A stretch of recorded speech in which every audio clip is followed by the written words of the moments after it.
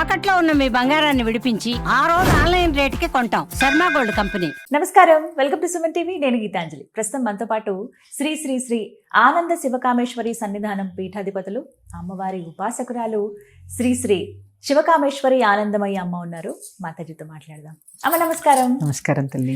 బట్టలు బయట ఆరేస్తున్నాము, అసలు అలా సాయంత్రం పూట, మరీ ముఖ్యంగా రాత్రి పూట అలా ఆరేసి పెడుతున్నారు. అది మంచిది కాదండి, చిన్నపిల్లలు ఉన్న వాళ్ళ ఇళ్ళకి అస్సలు మంచిది కాదండి అని విన్నాను. అంటే వీటిల్లో కూడా ఇలా నియమాలు ఉంటాయా? దాని ఏముందండి, ఇప్పుడున్న మనకున్న పరిస్థితులు బట్టి, లేకపోతే కాలం బట్టి, వర్షాకాలం అంటే బట్టలు ఆరవు, అలా బయట వేసేసి ఉంచుతాం కదమ్మా.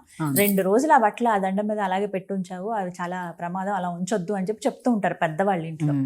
అసలు ఇది దేనికి సంకేతం అమ్మా? తప్పకుండా తెలియజేద్దాము.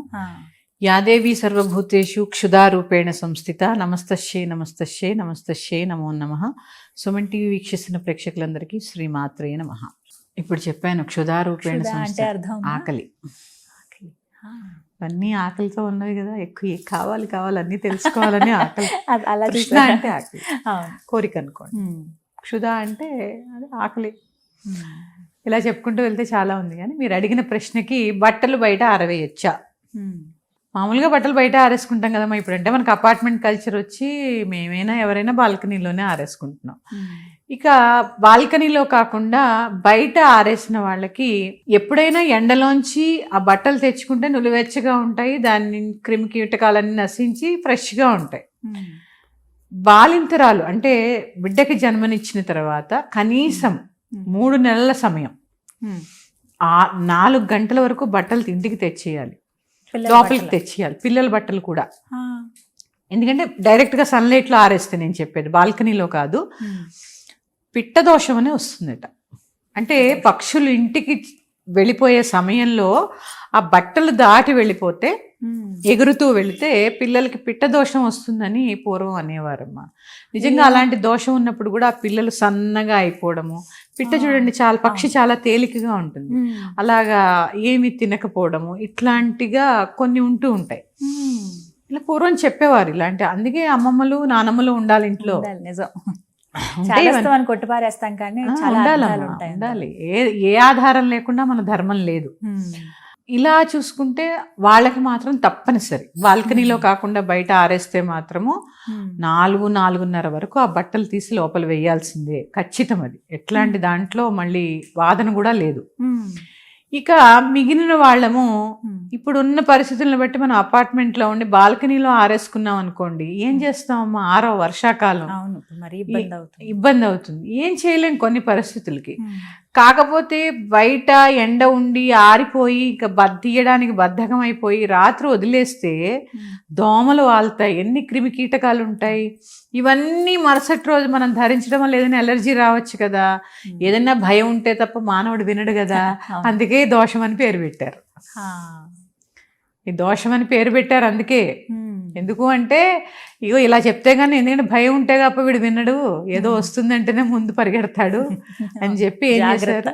లేకపోతే చూడండి అమ్మా, పూర్వము చెట్టు పుట్ట ఎక్కువ, పసిరిక పాములని, తేళ్లని ఎన్నుండేవి, పురుగులని, రోకల బండలని, ఇవన్నీ దండాల మీద కూడా రోకల బండలు పాకుతూ ఉండేవి. ఇప్పటికి ఊర్లో అట్లాగే ఏమైనా కట్టిపొలలో ఏవో పెద్ద ఉంటే వాటి మీద ఆరేసిస్తూ పాకుతూ ఉంటాయా లేదా?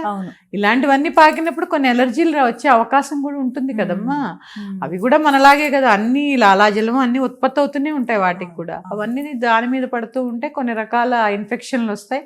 అందుకే భయం అనేవి పెడితే వీడు తొందరగా బట్టలు తీస్తాడు అని చెప్పి ఆ భయాన్ని పెట్టారు. మన మంచికేనమ్మా ఏం చెప్పినా. అలాగే కొత్త బట్టలు ఏమైనా తెచ్చినా కూడా ఒకసారి ఉతికి ఆరేసుకుని తర్వాతే ధరించండి అని చెప్తూ ఉంటారమ్మా. ఇది ఎంతవరకు నిజం? లేదమ్మా, కొత్త బట్టలు డైరెక్ట్గా పసుపు బొట్టు పెట్టుకుని వేసుకోవచ్చు. కొత్తవి వేసుకోవాలంటే మనకు ఎంత ఆనందంగా ఉంటుంది. మళ్ళీ ఉతికేసుకుంటే కొత్త బట్టలు ఎలా అవుతాయి? కాదు కదా, కొత్తవే కదా. కాకపోతే కొత్తవి ధరించినప్పుడు మాత్రము పసుపు బొట్టు పెట్టుకుని ధరించడం అనేది శుభానికి సంకేతం. పసుపు బొట్టు లేకుండా కట్టుకుంటే అశుభం. ఇప్పుడంతా మనం బీరువాలోంచి ఇలా తీసి ఇలా కట్టేస్తున్నాం, కానీ పూర్వం తెలుసా, ఇప్పటికీ మా అమ్మగారు పసుపు బొట్టు పెట్టుకునే కట్టుకుంటారు. కొత్త చీర కట్టుకున్న పాత చీర మీద కూర్చుని లేస్తారు ఒక 2 నిమిషాలు. ఓ అదేంటమ్మా? అంటే వాళ్ళు ఆ శ్రద్ధ అండి, అందుకే పూర్వం వాళ్ళకి ఆ విలువలండి. మనం ఏం చేస్తాం, కొత్త విలువ వస్తే పాత వాళ్ళ పడేస్తూ ఉంటాం, అయిపోయింది ఇంకా. అయిపోయి ముట్టుకొని కూడా ముట్టుకోం. అంతే. అంటే వాళ్ళు ఆ వస్తువుకి ఇస్తున్న విలువలు ఇవన్నీ కూడా పరిగణలోకి తీసుకోవాలి కదమ్మా. అందుకే అప్పట్లో ధనం ఉన్నా ఆర్భాటాలు లేవు, ఎప్పుడూ కూడా నిండు కుండల్లా తొలగకుండా ఉండేవారు వాళ్ళంతా. మనం కూడా పాటిస్తే మంచిది. నేను కూడా కూర్చుంటాను, అవునా? కొత్త వస్త్రాలు కట్టుకున్నప్పుడు పాత వస్త్రాల మీద ఒక్క సెకండ్ అయినా కూర్చుని లేస్తాను. మా అమ్మ చెప్పారు అలాగా. అంటే ఎప్పుడు కూడా వస్త్రాలకి లోటు ఉండదట, ఉండదని. వస్త్రాలకి ఇచ్చే గౌరవం. ఎందుకంటే వస్త్రం మన జీవితంలో చాలా ప్రాధాన్యత సంతరించుకుంది. గూడు గుడ్డ ఇది గుడ్డ. మనకి నిత్య అవసరాలు కదా. ఖచ్చితంగా ఉండాల్సిందే. ఇందులో అదొకటి, వస్త్రానికి చాలా గౌరవం ఇవ్వడం కూడా మన అవసరం. కాబట్టి ఇవన్నీ పాటించండి. ఎందుకంటే పాత పద్ధతులన్నీ మళ్ళీ తీసుకురావాలనే ప్రయత్నం నా వంతుగా నేను చేసే ప్రయత్నం. అందరూ బాగుండాలి, అందులో నేను ఉండాలి. చక్కగా చెప్పారు. ఇవన్నీ కూడా తెలుసుకోవాల్సిన విషయాలు, మన తర్వాతి తరాల వాళ్ళకి కూడా తెలియాల్సిన విషయాలు. చక్కగా వీడియో రూపంలో ఉంటే ఎవరో ఒకరు చూస్తారు, ఎవరో ఒకరు అవునమ్మా. కనెక్ట్ అవుతుంది. అవునవును, ఖచ్చితంగా. అవును.